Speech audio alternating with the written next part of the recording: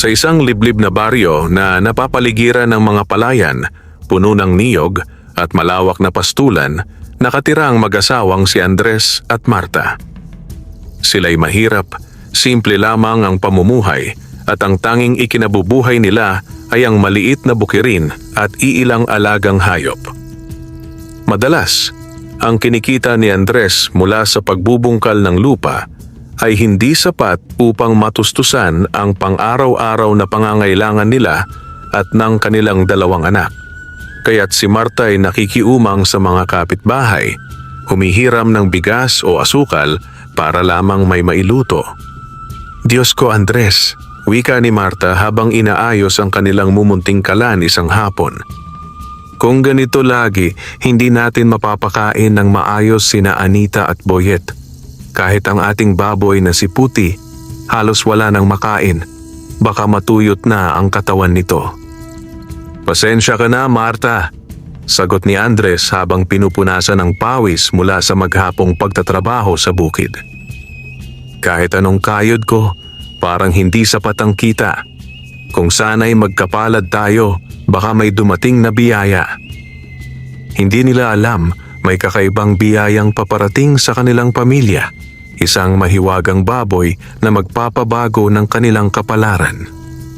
Isang araw ng linggo, maagang pumunta si Andres sa palengke upang maghanap ng murang baboy na maaalagaan at pwedeng gawing dagdag kabuhayan.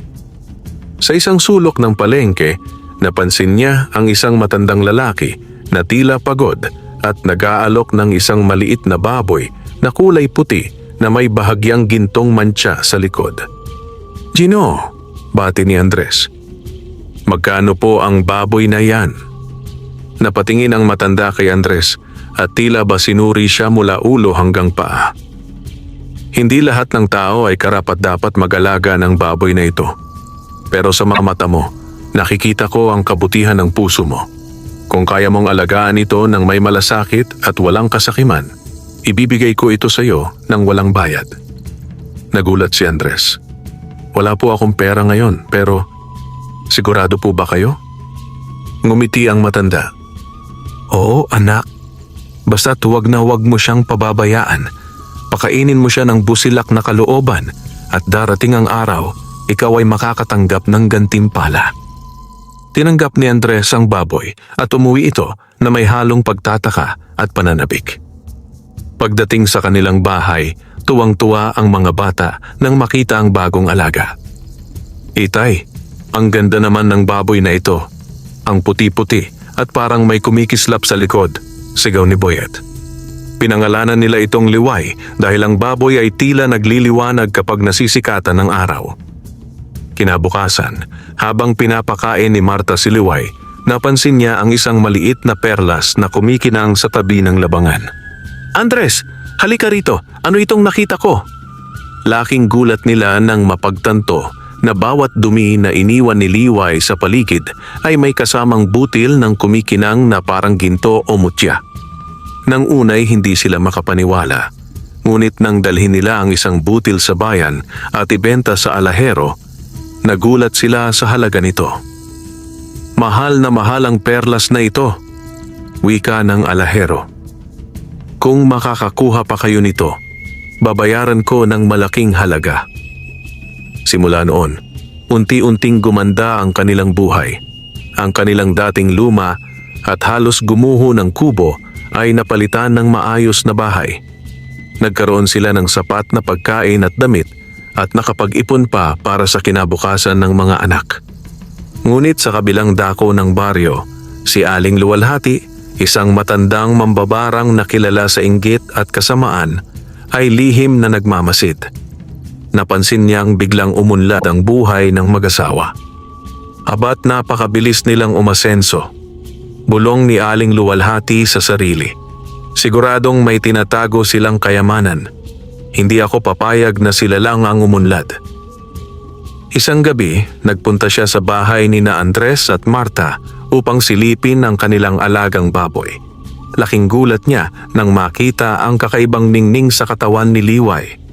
"Aha! Ito pala ang dahilan," sigaw niya sa isip. Mula noon, sinimulan ni Aling Luwalhati ang kanyang masamang plano. Gumawa siya ng mga gayuma at sumpa upang maagaw ang mahiwagang baboy o mapinsala ang pamilya ni Andres. Ngunit hindi niya alam, si Liway ay may sariling kapangyarihan at proteksyon na galing sa mahiwagang pinagmulan. Habang patuloy ang pagyaman ni Andres at Marta, nagsimula ring dumami ang mga kakaibang pangyayari sa paligid ng kanilang bahay. May mga pusang itim na palaging nakatitig sa kanilang bakuran at may mga alingas-ngas sa gabi na parang tinig ng isang matanda na bumubulong ng masasamang salita. Hindi kaya may nagbabalak na masama sa atin? Tanong ni Marta kay Andres. Baka nga. Pero huwag kang mag-alala, Marta. Kahit anong mangyari, poprotektahan natin si Liway. Siya ang biyayang bigay ng Diyos at hindi natin siya pababayaan. Sa kabila ng mga banta, pinanatili ng mag-asawa ang kanilang kabutihan. Hindi sila naging gahaman sa kayamanang dala ni Liway. Sa tuwing may sobra silang pera, tumutulong sila sa mga kapitbahay na nangangailangan, lalo na sa mga mahihirap na tulad nila noon. Ngunit ang kabutihang iyon ay tila lalong nagpainit ng galit at inggit ni Aling Luwalhati. Nang gabi ring iyon, nagpasya ang matanda na gagamitin ang lahat ng kanyang itim na mahika upang maagaw si Liway. Kung hindi sila mahuhulog sa sumpako, pasasaan ba't mapapasakin din ang baboy na iyon? Sigaw niya habang hinahalo ang mga piraso ng buhok ni Liway at abo sa kanyang kumukulong kawa. Sa ilalim ng buwan na kasing puti ng gatas, nagsimula ang madilim na ritual ni Aling Luwalhati. Ang kanyang kubo ay puno ng kakaibang amoy mula sa mga tuyong dahon at langis na kanyang pinapakuluan. May mga lumang anting-anting at bote ng mahiwagang likido na nakasabit sa paligid. Ang kanyang mga mata ay nagliliyab sa galit habang hinahalo ang isang kumukulong sabaw sa kawa gamit ang patpat na may ukit na mga kakaibang simbolo. Baboy na nagdadala ng kayamanan, ako ang tunay na karapat-dapat sa iyong biyaya. Bulong niya na tila may halong panalangin sa dilim. Sumpa ang makinig ka sa akin. Dalhin mo ang kasawian sa mag-asawang Andres at Marta. Ako ang magiging bagong amo mo. Habang nagbubuhos siya ng itim na alikabok mula sa sinunog na buhok ni Liway, biglang humampas ang hangin sa paligid ng kanyang kubo. Sumipol ang hangin na parang may dumaing na espiritu. Oh, tila tinig ng mga kaluluwa ang umalingaw-ngaw. Ngunit imbes na matakot, lalo lamang siyang nagpatuloy. Kinabukasan, paggising ni Marta ay napansin niyang walang ganang kumain si Liway. Karaniwan, tuwing umaga ay masiglang sumusugod ang baboy sa labangan upang kumain ng mga talbos at mais. Ngunit ngayon, tila nanghihina ito at may kakaibang kislap sa mga mata na parabang natatakot. Andres, halika rito, parang may kakaiba kay Liway. Wika ni Marta na may halong pag-aalala. Paglapit ni Andres ay nakita rin niya ang kakaibang anyo ni Liway. Parang may kinatatakutan siya. Hindi siya ganito dati. Baka may nagtatangkang sakta ng alaga natin. Napatingin sila sa paligid ng bakuran. Napansin nilang may mga kakaibang marka sa lupa, parang ukit ng paa ng manok na nakapaikot sa bahay. Diyos ko, Andres! Hindi kaya gawa ito ng mambabarang? Tanong ni Marta, kinilabutan habang pinagmamasdan ang mga marka. Posible, sagot ni Andres. Kilala mo naman si Aling Luwalhati. Lagi siyang naiinggit sa atin mula nang umasenso tayo. Baka siya ang may kagagawan nito. Kinagabihan, habang natutulog ang mag-asawa, biglang umalingaw-ngaw ang malakas na dagundong ng hangin. Napatayo si Andres nang marinig ang kakaibang tunog mula sa kulungan ni Liway. Tumakbo siya sa labas at nakita ang baboy na may kakaibang liwanag na nagmumula sa katawan. Marta, halika tingnan mo! Lumapit si Marta at parehong napatulala. Ang katawan ni Liway ay nagliliwanag ng kulay ginto at ang paligid ng kulungan nito ay tila nababalutan ng manipis na usok na parang kalasag. Bigla, mula sa kawalan, narinig nila ang isang boses ng babae na sumisigaw ng galit. "Hindi niyo ako mapipigilan. Akin na dapat ang kayamanang yan." Nakilala ni Marta ang tinig. Si Aling Luwalhati, Andres, siya nga ang may kagagawan. Ngunit bago pa sila makakilos, biglang pumutok ang isang maitim na usok sa labas ng kanilang bakuran at mula roon ay nagpakita ang anino ng isang matandang babae na may pulang mata. Ang anyo ni Aling Luwalhati na pinapalibutan ng itim na enerhiya. "Hindi niyo alam ang halaga ng baboy na yan," sigaw ni Aling Luwalhati. "Ibibigay niyo sa akin ang liway na yan o kaya'y paghihirapan niyo ang sumpa ko." "Hindi namin ibibigay ang alaga namin," matapang na tugon ni Andres. "Wala kaming inaagrabyado. Bakit mo kami ginagawa ng masama?" Ngumisi ang matanda. "Dahil ang mga gaya nyo ay hindi karapat-dapat yumaman. Lahat ng kayamanan dito sa baryong ito ay dapat akin." Sa isang iglap, binato ni Aling Luwalhati ang kanyang patpat na may talisman. Tumama ito sa lupa at biglang tumubo ang maitim na usok na parang mga kamay na pilit aagawin si Liway mula sa kulungan. Ngunit nagliyab ang katawan ni Liway at mula rito ay lumabas ang isang bilog na liwanag na tumama pabalik kay Aling Luwalhati. Sigaw ng matanda habang tumilapon at naglaho sa gitna ng dilim. Matapos ang laban, bumalik sa normal ang katawan ni Liway. Ngunit sa noo nito ay may kumikislap na simbolo na hugis araw. Nagtaka ang mag-asawa. "Parang may gustong sabihin si Liway," ani Marta. "Tingnan mo, Andres, para bang nagbabala siya." Nang hawakan ni Andres ang ulo ng baboy, biglang dumaloy sa kanyang isipan ang isang tinig. Hindi malinaw, ngunit sapat upang maintindihan. "Ako'y hindi basta baboy. Ako'y alagang pinagpala upang tulungan ang taong may busilak na puso. Ngunit darating ang oras na pagsubok at kailangang lumaban ang kabutihan laban sa kasamaan." Natigilan si Andres at ibinahagi ang kanyang narinig kay Marta. Pareho silang kinilabutan ngunit nagpasya na hindi sila susuko kahit pa bumalik ang masamang mambabarang. Kinabukasan, nagpunta sila sa bayan upang humingi ng tulong sa isang albularyong kilala sa malinis na kalooban, si Kaloring. Ikinuwento nila ang nangyari at agad silang binigyan ng mga anting-anting at dasal upang maprotektahan ang kanilang pamilya at si Liway. "Mag-ingat kayo," babala ni Kaloring.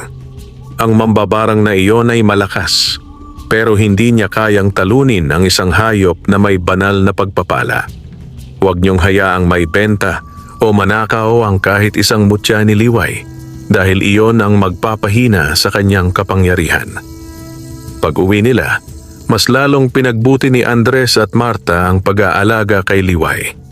Naglinis sila ng bakuran, naglagay ng mga halamang kontrasumpa at gabi-gabing nagdarasal para sa proteksyon. Ngunit sa di kalayuan, muling pinaplano ni Aling Luwalhati ang kanyang ikalawang pag-atake. Mas mabangis at mas mapanganib. Lumipas ang ilang araw na tila tahimik ang paligid, ngunit ramdam ni na Andres at Marta na may mabigat na hangin sa baryo. Parang may nakasubaybay sa kanila tuwing gabi. Kahit ang mga manok sa bakuran ay tila nagiging balisa. At ang aso nilang si Bantay ay palaging tahol ng tahol sa direksyon ng kubo ni Aling Luwalhati. "Hindi ako mapalagay, Andres," sabi ni Marta habang pinakakain si Liway ng mga malalambot na saging at gulay. "Pakiramdam ko'y babalik siya para gumanti." "Oo, Marta, hindi titigil ang ganong tao hanggat hindi niya nakukuha ang gusto niya," sagot ni Andres. "Pero hindi tayo pwedeng sumuko, wala tayong ginawang masama. Lalo nating dapat alagaan si Liway." Liway, na parang nakakaintindi sa usapan, ay umungol ng marahan at kumislap ang gintong marka sa kanyang noo. Para bang ipinapahiwatig na handa siyang ipagtanggol ang pamilya laban sa anumang panganib. Isang gabi, habang mahimbing na natutulog ang mag-asawa at ang kanilang mga anak, biglang dumilim ang buong paligid kahit walang ulap sa langit. Isang makapal na itim na ulap ang bumalot sa bahay ni na Andres. Mula rito ay lumitaw ang isang itim na ibon na kasing laki ng pusa, may pulang mata at tila nagsisilbing mata ni Aling Luwalhati. Nasa kanyang kubo, ang matanda ay tumatawa ng malakas habang hawak ang isang mangkok na may itim na tubig. Ngayong gabi, ibabaon ko sa sumpa ang baboy na yan. Hindi siya makakatakas. Sa kulungan, nagising si Liway at nagsimulang umungol ng malakas. Ang kanyang balat ay muling nagningning, mas maliwanag kaysa dati. Mula sa lupa sa paligid ng kanyang kulungan, sumibol ang gintong liwanag na parang bilog na kalasag. Nagising si Andres at Marta sa kakaibang kislap. Pagbukas nila ng pinto, nakita nilang tinatangkang pasukin ng itim na ibon ang kulungan ni Liway. Ngunit bawat salpukan nito sa gintong kalasag ay nagiging abo ang mga pakpak nito. "Diyos ko, Andres, hindi ito pangkaraniwan," sigaw ni Marta. "Bantayan mo si Liway. Kukunin ko ang anting-anting na binigay ni Kaloring." Mabilis na tumakbo si Andres at kinuha ang maliit na bote na may langis at asin. "Ibuhos mo sa paligid," sigaw ni Marta.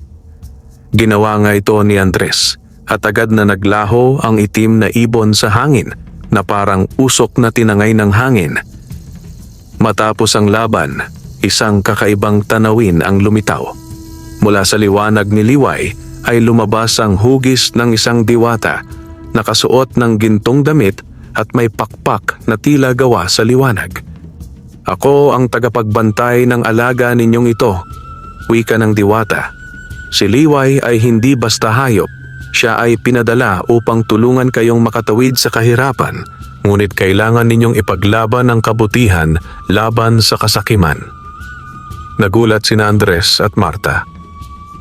"Sino po kayo, inang diwata?" tanong ni Marta na halos lumuhod sa harap ng liwanag.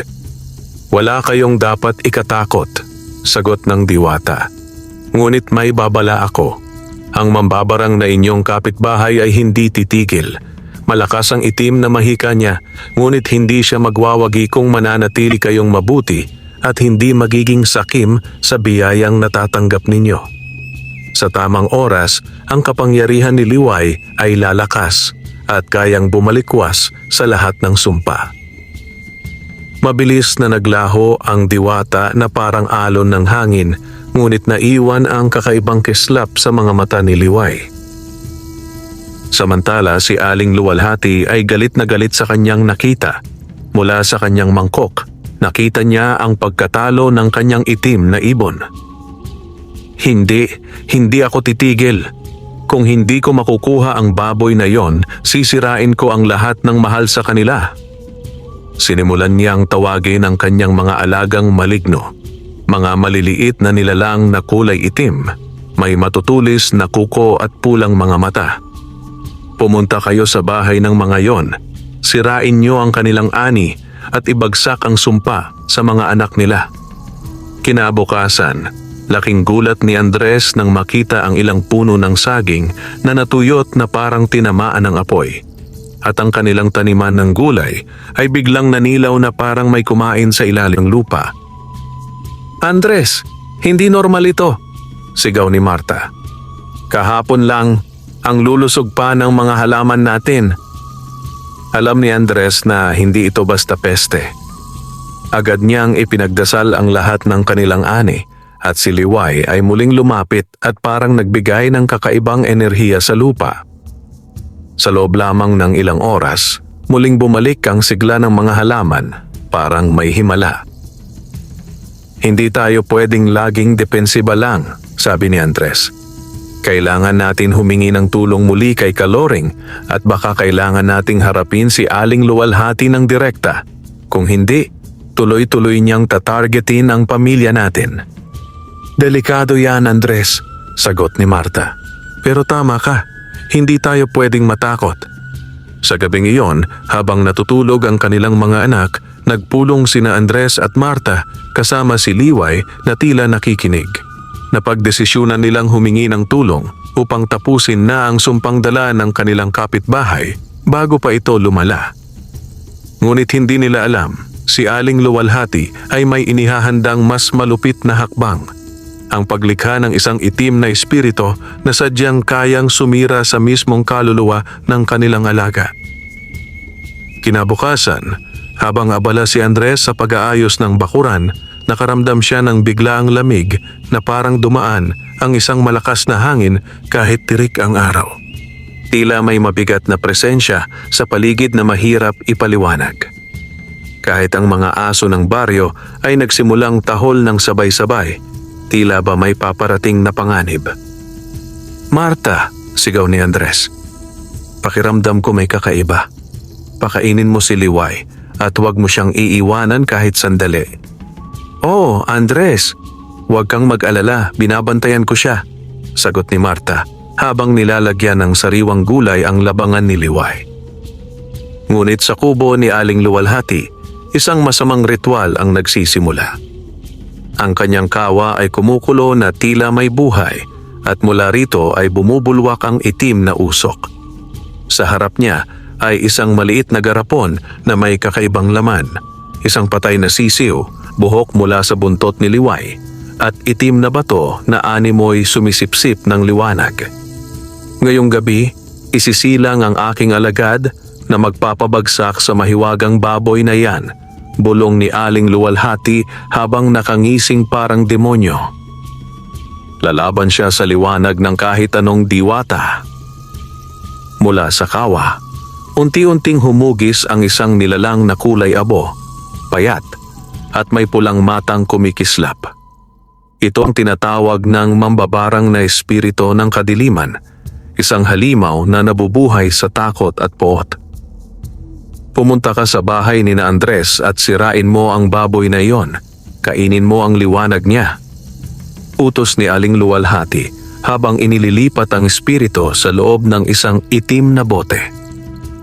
Pagsapit ng gabi, nagsimulang bumigat ang hangin sa paligid ng bahay ni na Andres. Parang lahat ng insekto sa bakuran ay naglaho at ang katahimikan ay nakakabingi. Si Bantay, ang aso, ay biglang umungol at nagkubli sa ilalim ng mesa, isang senyales na may masamang presensya. "Marta, gising ka pa?" tanong ni Andres habang nilalagay ang anting-anting sa pintuan. "Oh, Andres, pakiramdam ko'y may masamang mangyayari," sagot ni Marta, habang niyayakap sina Anita at Boyet na natatakot sa kakaibang tunog ng hangin. Biglang may kalabog mula sa kulungan ni Liway. Paglabas ni Andres, nakita niya ang isang maitim na usok na umuukit ng kakaibang simbolo sa lupa. Mula rito ay bumuo ang isang nilalang na kulay abo, may mahahabang kuko at pulang mata, ang espiritu ng kadiliman na ipinadala ni Aling Luwalhati. "Huwag kang lalapit sa alaga namin," sigaw ni Andres habang dinampot ang langis na may asin at ibinuhos sa lupa. Ngunit ang espiritu ay tumawa at tumagos sa lupa, parang wala itong kinatatakutan. Ngunit si Liway, na parang alam ang dapat gawin, biglang nagningning ang buong katawan. Mas matindi kaysa dati ang kanyang liwanag, at ang gintong marka sa noo niya ay kumislap ng parang araw. Isang alon ng liwanag ang kumalat sa bakuran, pinatigil ang espiritu at pinilit itong umatras. "Gra!" sigaw ng espiritu na tila natutunaw sa liwanag ni Liway. Sa gitna ng liwanag, muling nagpakita ang diwata na nakilala ni na Andres noong nakaraang gabi. "Andres, Marta, huwag kayong matakot." Ang kapangyarihan ni Liway ay lalong lumalakas habang ang puso ninyo ay nananatiling busilak. Ngunit hindi pa tapos ang laban. Kailangang tapusin ninyo ang pinagmumulan ng kadilimang ito. "Diwata, paano po namin gagawin iyon?" tanong ni Andres. "Hanapin ninyo ang ugat ng kasamaan, ang mambabarang. Hindi sapat na palaging depensahan ang sarili. Kailangang putulin ang kanyang kapangyarihan bago pa siya makagawa ng mas matinding panganib," sagot ng diwata. "Bukas ng gabi, kapag bilog ang buwan, magiging pinakamahina ang kanyang mahika. Doon ninyo siya maaaring labanan." Pag-alis ng diwata, muling nagayos ang mag-asawa. Tinawag nila si Kaloring para humingi ng tulong. Dumating ang albularyo, dala ang mga halamang gamot, langis na kontramangkukulam at mga orasyon. Andres, wika ni Kaloring, kung nais ninyong matapos ito, kailangan nating harapin si Aling Luwalhati. Pero maghanda ka, dahil hindi niya basta-basta ibababa ang kanyang itim na kapangyarihan. Handa ako, Kaloring, matapang na sagot ni Andres. Hindi ko hahayaan na mapahamak ang pamilya ko at si Liway. Bago matapos ang gabi, nagplano ang mag-asawa kasama si Kaloring.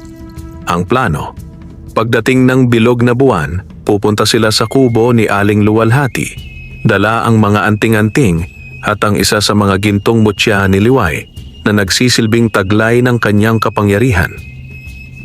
Ngunit sa kabilang panig, nakahanda na rin si Aling Luwalhati sa kanyang pinakamatinding ritual, isang sabayang tawag sa mga espiritu ng kadiliman na kayang magpabagsak kahit ng pinakabanal na proteksyon. Dumating ang gabi ng buwan. Ang buong baryo ay tahimik, tila natatakot na makisangkot sa kaguluhang bumabalot sa paligid ng bahay ni na Andres. Sa kanilang bakuran, nagtitipon sina Andres, Marta, Kaloring at ang dalawang bata. Si Liway ay nakatali sa tabi ng kanilang bahay at ang kanyang katawan ay kumikislap ng tila gintong apoy, tanda ng matinding kapangyarihan.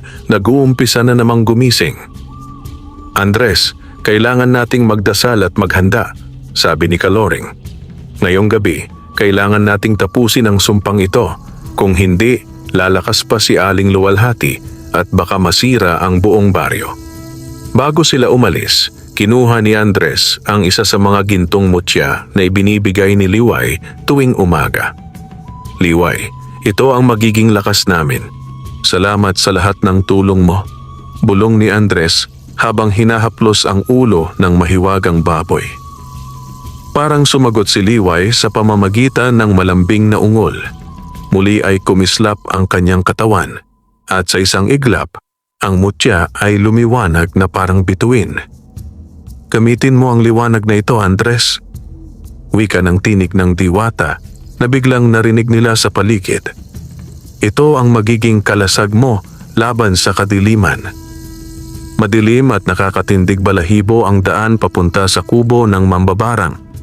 Ang mga puno ay tila nakamasid at ang hangin ay may halong kakaibang amoy. Sa bawat hakbang ni Andres, ramdam niya ang bigat ng enerhiya na tila may humahadlang sa kanila. Marta, bantayan mo ang mga bata. Ako na ang haharap sa kanya, sabi ni Andres. Hindi kita iiwan, Andres, sagot ni Marta na matatag ang tingin. Magkasama tayo dito, sa hirap at ginhawa. Pagdating nila sa harap ng kubo, nakita nila ang kakaibang tanawin. Mga pulang kandila na nakahilera, mga patay na hayop na isinabit sa pinto, at ang itim na usok na sumisingaw mula sa loob. Sa gitna, nakaupo si Aling Luwalhati na may hawak na patpat na itim at nakatingin sa kanila nang may halakhak na parang halimaw. Aha, dumating din kayo. Sabay tawa ng malakas ni Aling Luwalhati. Ano ang kaya ninyong gawin? Ang baboy na yan ay akin na dapat. Ang kayamanang hawak ninyo ay dapat matagal nang nasa akin. Hindi sa iyo ang kayamanang ito, Luwalhati, matapang na sagot ni Andres. Hindi mo ito makukuha dahil ito ay biyaya para sa mga taong may mabuting puso, hindi para sa sakim at may sala. Nang marinig ito, lalo pang nag-alab ang galit ng mambabarang. Itinaas niya ang kanyang patpat at sumigaw ng isang matinding orasyon. Mga espiritu ng kadiliman, sumama kayo sa akin. Puksain ninyo ang mga kumakalaban sa akin. Biglang lumitaw ang tatlong malalaking anino mula sa lupa, tila mga halimaw na gawa sa usok at apoy. Sumugod ang mga ito kay Andres at Marta. Ngunit bago sila maabot ng mga anino, tinaas ni Andres ang gintong mutya mula kay Liway Sa isang kisap mata, kumalat ang nakakasilaw na liwanag na parang araw. Napaatras ang mga anino at nagsimulang magliyab. Ah! Sigaw ni Aling Luwalhati habang natatamaan ng liwanag. Hindi! Hindi pwede! Ang liwanag na iyan ay hindi ko kayang talunin. Hindi ka na makakapaghasik ng kasamaan. Sigaw ni Kaloring sabay bigkas ng mga orasyon. Ang kanyang tinig ay parang martilyo ng katarungan na tumatama sa hangin. Ang mga anino ay unti-unting naglaho. Ngunit hindi pa tapos si Aling Luwalhati. Mula sa kanyang dibdib, kinuha niya ang isang maliit na kahon na kulay itim. Pagbukas niya nito, lumabas ang espiritu ng kadiliman na higit na malakas kaysa noong una. Ito'y may anyo ng halimaw na parang baboy ramo. May mga sungay at pulang mata. Kung ayaw ninyong ibigay sa akin ang baboy na yan, kayo ang mawawala sa mundong ito. Sigaw ng mambabarang habang itinuturo ang halimaw sa kanila. Ang halimaw ay sumugod na parang bagyo. Ngunit bigla, mula sa malayo, sumulpot si Liway na tumatalon at kumikislap ang katawan ng gintong liwanag. Tumakbo ang mahiwagang baboy patungo kay Andres at sa isang iglap, pinagsama ng mutya at liwanag ni Liway ang kapangyarihan. Naging matindi ang salpukan ng dilim at liwanag. Ang buong paligid ay nanginginig. Ngunit hindi tumitinag sina Andres at Marta. Patuloy silang nagdarasal at pinanghahawakan ng mutya. Ang espiritu ng kadiliman ay nagsimulang magliyab at humina, habang si Liway ay lalong kumikislap na parang bituin sa gitna ng gabi. Hindi! Hindi kayo mananalo! Huling sigaw ni Aling Luwalhati habang siya mismo ay natatangay ng liwanag. Babalik ako! Ngunit sa isang malakas na pagsabog ng gintong liwanag, ang lahat ng itim na enerhiya ay naglaho at ang matanda ay nawalan ng malay, bumagsak sa lupa. Nagyakapan sina Andres, Marta at ang kanilang mga anak. Si Liway ay lumapit at tila nagbigay ng ngiti sa pamamagitan ng kanyang pagungol. Natapos na ba ang sumpa? Tanong ni Marta. Hindi pa siguro tuluyan pero nanalo tayo ngayong gabi, sagot ni Kaloring. Pero mag-ingat pa rin tayo. Ang ganitong uri ng kasamaan ay maaaring bumalik kung hindi natin patatagin ang kabutihan sa paligid. Makalipas ang ilang araw mula sa matinding labanan, tila bumalik ang katahimikan sa baryo. Si Aling Luwalhati ay hindi na muling nakita. Ayon sa ilang tsismosa, siya raw ay nagkukulong sa kubo, mahina at hirap gumalaw. Ngunit para kina Andres, Marta at Kaloring, alam nilang hindi pa tuluyan ang pagtatapos ng laban. Mag-iingat pa rin tayo, wika ni Kaloring habang pinapahid ang langis na pangontra sa paligid ng bahay ni na Andres. Ang mga kagaya ni Aling Luwalhati ay may tendensyang bumalik kapag nakahanap ng bagong lakas. Hindi natin dapat hayaang maging kampante. Si Liway naman ay lalong naging malusog at masigla. Tuwing umaga, mas dumadami ang kanyang gintong mutya. Ipinagbibili ni na Andres ang ilan sa mga ito sa bayan, ngunit ang kalahati ay inilala nila para sa mga kapitbahay na nangangailangan ng tulong. Ang dating maliit na kubo ni na Andres at Marta ay napalitan na ng isang maayos na bahay na gawa sa matibay na kahoy at pawid. Nagkaroon sila ng maayos na taniman, maraming gulay at alagang manok at pato. Ang mga bata ay masigla at masaya at si Boyet ay nakapag-aral na sa bayan gamit ang kita mula sa mga mutya. Salamat sa lahat ng tulong mo, Liway, wika ni Marta habang hinahaplos ang mahiwagang baboy. Kung wala ka, baka hanggang ngayon ay nagugutom pa rin kami.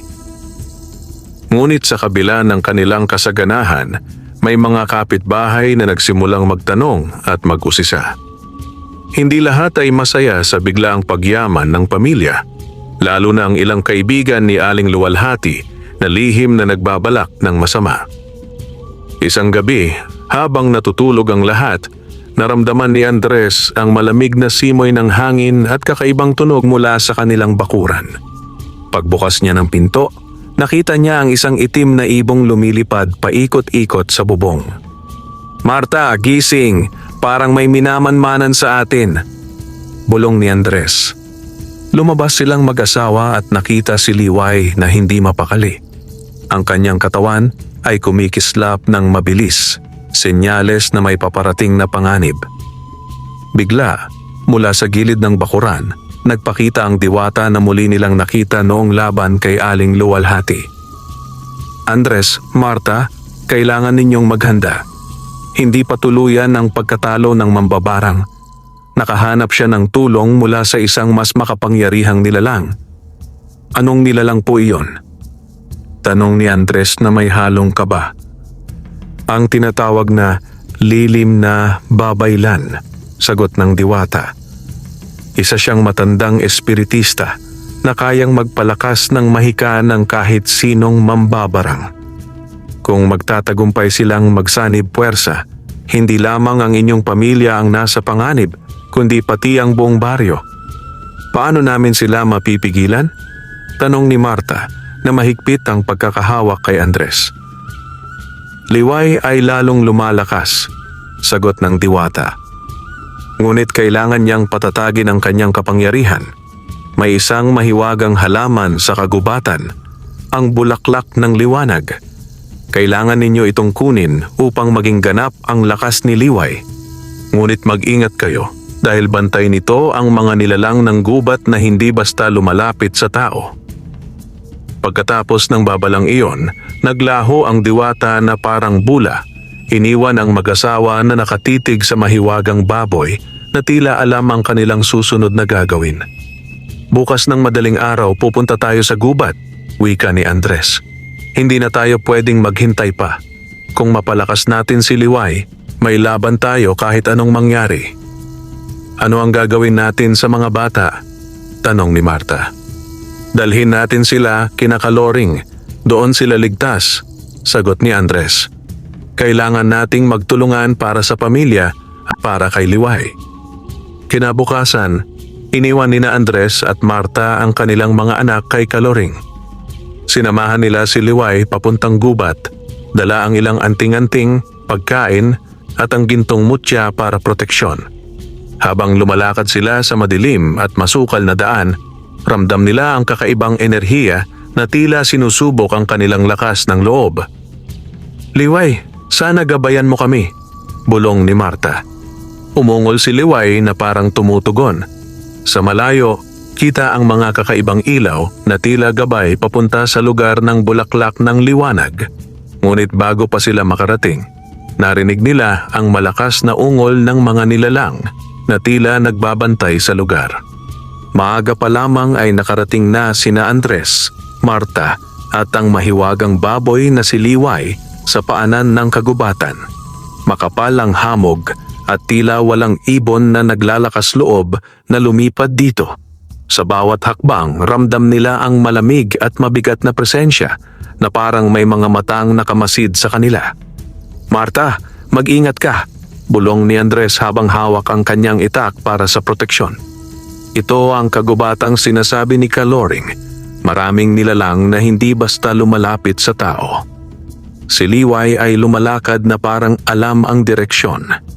Ang gintong marka sa kanyang noo ay kumikislap na tila kumakaway sa isang mahiwagang puwersa na naroon sa dulo ng kagubatan. Habang papalalim sila sa kagubatan, biglang may gumalaw sa paligid. Tumigil ang mag-asawa nang makita ang tatlong nilalang nakahawig ng mga duwende, ngunit may maitim na balat at matatalas na ngipin. May dala-dala silang sibat na yari sa tinik ng halaman. "Sino kayo? Bakit kayo narito?" tanong ng isa sa mga nilalang na paos ang tinig. "Hindi kami kaaway," sagot ni Andres. "Nandito lang kami para kunin ang bulaklak ng liwanag. Kailangan namin ito para maprotektahan ang aming pamilya at ang buong baryo." Ngunit nagtawanan ang mga nilalang. Marami na ang nagtangkang kumuha ng bulaklak na iyon, ngunit walang nakabalik ng buhay. "Kung gusto ninyo, patunayan ninyo muna ang lakas ng inyong puso." Ang mga nilalang ay naglatag ng 3 pagsubok bago sila makalapit sa bulaklak. Pagsubok ng tapang. Ipinakita nila ang isang malaking ahas na parang kasing haba ng 2 tao. Kung kaya mong harapin ang ahas na ito, makakausad ka, sabi ng isa sa mga bantay. Ngunit bago pa man makalapit ang ahas kay Andres, biglang sumugod si Liway. Sa kanyang katawan ay bumalot ang gintong liwanag at sa isang iglap, ang ahas ay nawala na parang usok. Pagsubok ng puso. Pinakita ng mga nilalang ang ilusyon ng kanilang mga anak na umiiyak. Kung hindi ka madadala ng takot o panghihina ng loob, malalampasan mo ito. Niyakap ni Marta ang ilusyon at nagdasal ng taimtim, tanda ng kanyang busilak na puso. Biglang naglaho ang ilusyon at napangiti ang mga bantay. Pagsubok ng katapatan. Inalok nila si Andres ng isang sisidlang puno ng gintong bato. Ito ay higit na mas mahalaga kaysa anumang bulaklak. Kunin mo ito at umalis na, sabi ng bantay. Ngunit tumanggi si Andres. Hindi ko kailangan ng kayamanang hindi sa amin. Ang bulaklak lang ang kailangan namin upang ipaglaban ang kabutihan. Sa sagot na iyon, nagliwanag ang paligid. Ang mga bantay ay nagbigay galang at humakbang palayo. Karapat dapat kayo. Sundan ninyo ang landas na ito papunta sa bulaklak. Sa gitna ng kagubatan, isang napakagandang bulaklak na kulay ginto ang tumubo sa ibabaw ng isang bato. Ang mga kelp ng dahon nito ay parang kumikislap na kristal at ang paligid ay tila nababalot ng payapang liwanag. Ang bulaklak na ito ang magpapalakas kay Liway. Wika ng isang tinig na parang galing sa hangin. Lumapit si Liway at marahang inamoy ang bulaklak. Sa pagdampi ng kanyang ilong dito, biglang pumasok sa kanyang katawan ang liwanag ng bulaklak. Ang gintong marka sa kanyang noo ay lumaki at nagmistulang araw. Andres, nakikita mo ba? Bulong ni Marta. Oo, Marta. Parang mas naging makapangyarihan si Liway, sagot ni Andres. Ngunit bago pa sila makabalik, biglang nagdilim ang kalangitan at lumitaw ang isang babaeng nakasuot ng itim na balabal. May mahabang buhok na parang usok at mga matang kulay pula. Ako ang lilim na babaylan. Anya na parang umuugong ang boses. Ang baboy na yan ay magiging akin at ang bulaklak na kinuha ninyo ay magdadala sa inyo ng kapahamakan. Hinawakan ni Andres ang mutya ni Liway, handang ipagtanggol ang pamilya. Hindi ka makakapanakit ng iba. Hindi kami uurong. Ngumisi ang lilim na babaylan at tinaas ang 2 kamay. Mula sa lupa ay umusbong ang mga halimaw na kulay itim. Kasing laki ng tao, may matutulis na kuko. Kung ganon, subukin ninyo ang lakas ng kadiliman. Sa gitna ng gubat, naglaban ang liwanag at dilim. Si Liway ay kumislap na parang gintong bituin at tumakbo sa harapan upang salagin ang mga halimaw. Ang bawat pagtalon niya ay nagiiwan ng bakas ng liwanag na parang apoy. Andres, Marta, itaas ninyo ang mutya. Sigaw ng diwata na biglang lumitaw mula sa liwanag ng bulaklak. Gamitin ninyo ang lakas ng pagkakaisa at kabutihan. Sabay na tinaas ni Andres at Marta ang mutya at isang malakas na sinag ang bumalot sa buong kagubatan. Ang mga halimaw ay nasunog at ang lilim na babaylan ay napaatras, humiyaw ng galit. Hindi pa tapos ito. Sigaw niya bago tuluyang naglaho sa ulap ng usok. Matapos ang laban, ligtas silang nakabalik sa baryo. Si Liway ay mas kumikislap kaysa dati. At ang mga kapitbahay ay napapansin ang kakaibang ganda ng baboy. Andres, parang may bago siyang kapangyarihan, wika ni Marta habang pinagmamasdan ang alaga. Siguro ito ang magiging sandata natin kapag bumalik ang lilim na babaylan at si Aling Luwalhati, sagot ni Andres. Ngunit alam ko, darating ang araw ng huling laban. Makalipas ang ilang araw mula nang makuha nila ang bulaklak ng liwanag, tila tahimik ang baryo. Ngunit sa kabila ng katahimikan, ramdam ni Andres ang bigat ng hangin tuwing gabi. Pakiramdam niya ay naghahanda ng mas malaking kapahamakan ang lilim na babaylan at si Aling Luwalhati. "Hindi ko gusto ang katahimikan na ito," sabi ni Andres habang pinagmamasdan si Liway na payapang kumakain. "Marta, pakiramdam ko malapit na ang huling laban." "Oo, Andres," sagot ni Marta na nagdarasal habang hawak ang gintong mutya. "Kailangang maging handa tayo sa lahat." Sa kabilang panig ng baryo, sa kubo ni Aling Luwalhati, muling nabuhay ang apoy ng kasamaan. Kasama na niya ngayon ang lilim na babaylan. "Hindi tayo pwedeng matalo sa baboy na iyon," singhal ni Aling Luwalhati. "Ngayon gagamitin natin ang pinagsanib na kapangyarihan ng kadiliman," sabi ng lilim na babaylan. "Kapag lumitaw ang liwanag ng baboy na iyon, dudurugin natin ito gamit ang anino at sumpa na hindi kayang labanan ng karaniwang mahika." Pinagsama nila ang kanilang mga mahika at ang paligid ay biglang nagdilim. Mula sa lupa ay lumitaw ang isang halimaw na parang baboy ramo, 3 beses ang laki ni Liway. May mga pangil na parang bakal at mata na kumikislap sa pula. Isang gabi, habang natutulog ang lahat, yumanig ang lupa. Ang halimaw na nilikha ng 2 mangkukulam ay lumusob sa baryo, winawasak ang mga taniman at kubo. Ang mga tao ay nagsigawan at nagtago. "Andres, gumising ka!" sigaw ni Marta. "May halimaw sa bakuran!" Agad kinuha ni Andres ang gintong mutya at lumabas. Nakita niya ang dambuhalang halimaw na nakatingin diretso kay Liway. "Liway, maghanda ka!" sigaw niya. Si Liway ay tumayo at ang gintong marka sa kanyang noo ay kumislap na parang apoy. Para bang alam niyang ito na ang laban na magtatapos sa lahat. Dumating si Kaloring, dala ang mga orasyon at langis. "Andres, Marta, ito na ang sandali. Kailangang pag-isahin natin ang kapangyarihan ng mutya, ang liwanag ng bulaklak, at ang kabutihan ng ating puso upang mapatigil ang halimaw na ito." Tinaas ni na Andres at Marta ang mutya at sabay nilang hinawakan si Liway. Sa isang iglap, nagliwanag ang buong bakuran at ang katawan ni Liway ay tila nagbago. Nagkaroon siya ng anyong gintong baboy na parang gawa sa purong liwanag. Sumugod ang halimaw na gawa ng kadiliman, ngunit sinalubong ito ni Liway. Ang salpukan ng liwanag at dilim ay umalingaw-ngaw na parang kulog. Ang lupa ay yumanig at ang hangin ay parang umikot. "Hindi kayo mananalo," sigaw ng lilim na babaylan na lumulutang sa ere. "Mas malakas ang kabutihan," sigaw ni Andres, sabay dasal ng matitinding orasyon ni Kaloring. Si Liway ay tumalon at sa kanyang sungay ay sumibol ang liwanag mula sa bulaklak ng liwanag. Tumama ito sa halimaw at sa 2 mangkukulam. "Ah!" hiyaw ni Aling Luwalhati. "Hindi ko kayang tanggapin ito."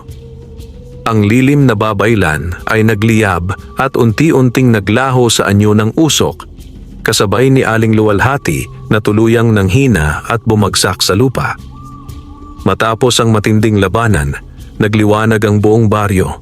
Ang mga tao ay nagsilabas at nakita nila ang gintong baboy na tila isang himala. "Si Liway, siya ang nagligtas sa atin," sigaw ng mga tao. "Andres at Marta, kayo ay pinagpala," wika ni Kaloring. "Hindi lang kayo, kundi ang buong baryo ang nailigtas ng kabutihan at tapang ninyo." Si Liway ay muling bumalik sa dating anyo, ngunit ang kanyang mga mata ay kumikislap na parang may ngiting ipinapakita. Mula noon, naging payapa ang baryo. Ang mga tao ay nagsimulang magtulungan at hindi na naiinggit sa kayamanan ng iba. Ipinamahagi ni na Andres at Marta ang mga biyaya mula kay Liway at ang buong komunidad ay umunlad. "Salamat, Liway," wika ni Marta habang yakap ang mahiwagang baboy. "Hindi lang namin naipaglaban ang pamilya namin, kundi ang buong baryo." Ngumiti si Andres. "Hanggat pinipili natin ang kabutihan, mananatili sa atin ang liwanag ni Liway." Wakas,